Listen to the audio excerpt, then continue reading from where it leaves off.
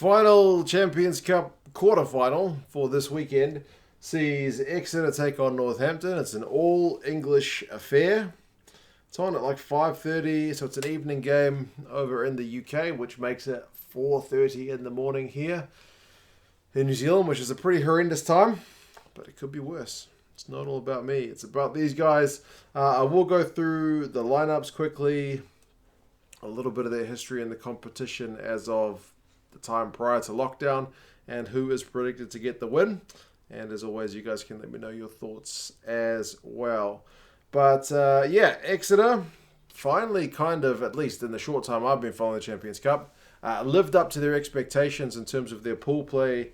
They managed to top their pool in Pool 2. They had Glasgow, La Rochelle and Sale in their pool, and none of them made it out the pool. So Exeter kind of dominated that pool. I think they just dropped the one game, and with their points differential, like in terms of picking up bonus points, still managed to finish second qualifier overall.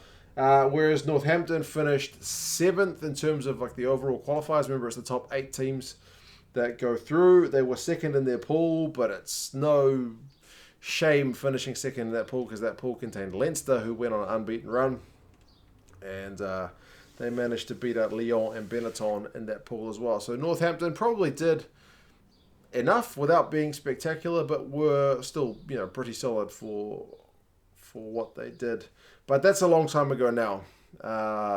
It's kind of hard to see that much of a connection between the time prior to lockdown and now, but that is what it is.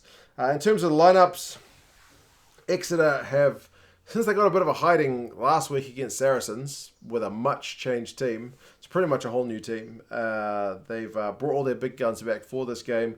You've got Stuart Hogg at 15, Jack Noel on one wing, O'Flaherty on the other. Mordner and Simmons are your 19 combo. Simmons is captain for this one. Whitten and Slade is your midfield, so it's just a pretty useful back line all round. Exeter are obviously more famous for their forwards, but I mean the backs can still cut you to bits as well.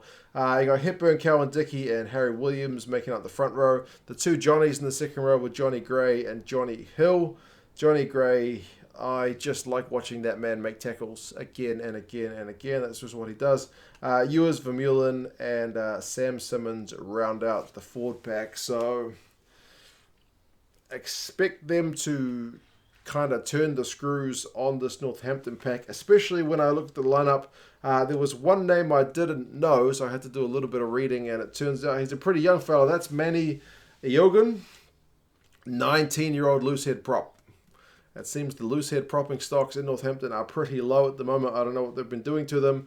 And it seems they've had to sign Alex Seville from Gloucester as kind of cover. So you've got a 19-year-old and I think 22-year-old Loney covering that loosehead spot, and you're up against Exeter.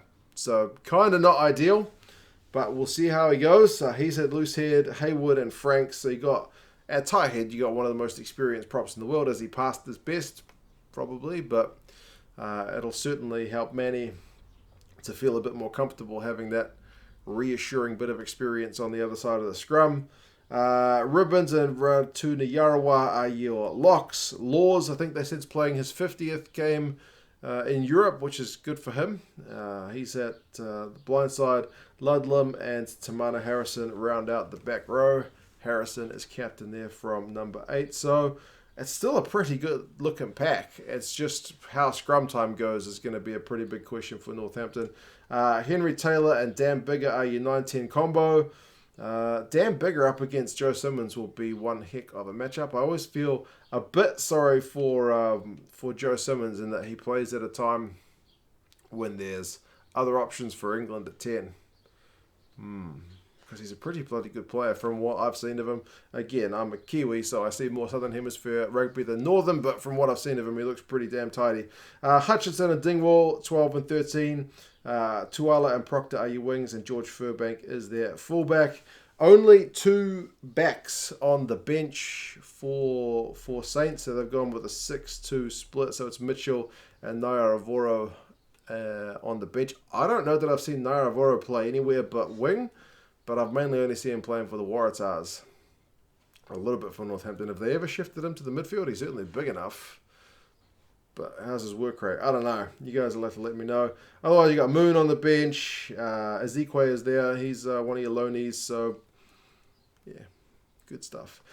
In the Premiership, when these two teams have met back in like February, it was 57-7 to Exeter. But again, that's pretty much ancient history at this point. And from the look of the lineups, there seemed to be some rotation, at least with that more recent game. The more recent game was at Franklin's Gardens, and that was 22-19 to Exeter, so it was a pretty tight one, but the squad seemed to be pretty rotated, and neither of them looked that much like they are going to on Sunday. But, yeah.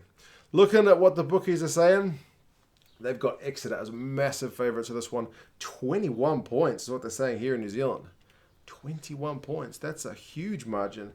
Rugby forecast algorithm saying 11 points, also in Exeter's favour. But man, 21 points. Point start for Northampton, according to the bookies over here. Seems like a lot. Hopefully it'll be a bit closer than that, but I guess if the scrum goes sideways for Northampton, and if they're not able to stop that maul machine, then they could be in all kinds of trouble. But we'll see. Hopefully it's a closer one than that. You guys let me know your thoughts on how this one is going to go. Two English teams probably don't like each other very much, so it should be a pretty fiery one. We'll see how things go. You guys let me know your thoughts. I'll talk to you again soon. See you later.